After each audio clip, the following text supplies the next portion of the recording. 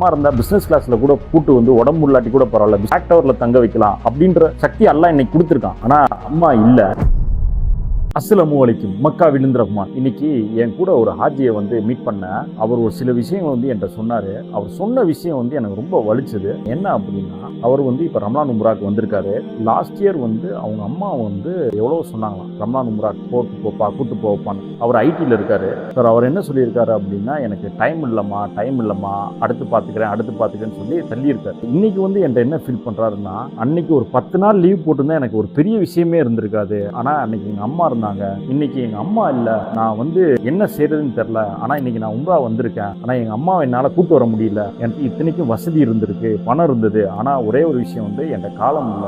இந்த விஷயத்துல ரொம்ப நம்ம அசால்ட்டா இருக்கும்னு தோணுது. என்னையும் சேர்த்து தான் சொல்றேன். நம்மளுடைய லாஸ்ட் இயர் இருந்த ரம்லான்ல இருந்த நம்ம கூட இருந்தவங்க இந்த ரம்லான்ல இல்ல. அதனால வந்து நம்மளுடைய நேரத்தை வந்து எப்படியாச்சும் வந்து மேனேஜ் பண்ணி நம்ம தாய் தப்பன மனைவிய பிள்ளைகளை வந்து உம்ராக்கோ ஹஜ்ஜுக்கோ கூட்டுவாங்க. எங்க அம்மா வந்து இப்ப என் கூட இல்ல.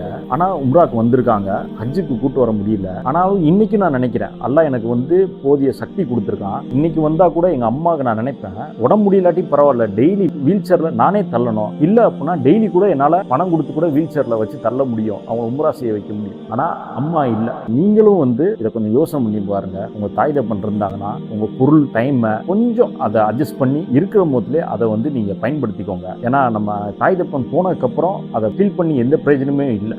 எங்க அம்மாக்காண்டி அதிகமா துவா செய்யுங்க. அந்த சகோதரோடைய தாய்க்கும் நிறைய துவா செய்யுங்க. அஸ்ஸலாமு அலைக்கும்.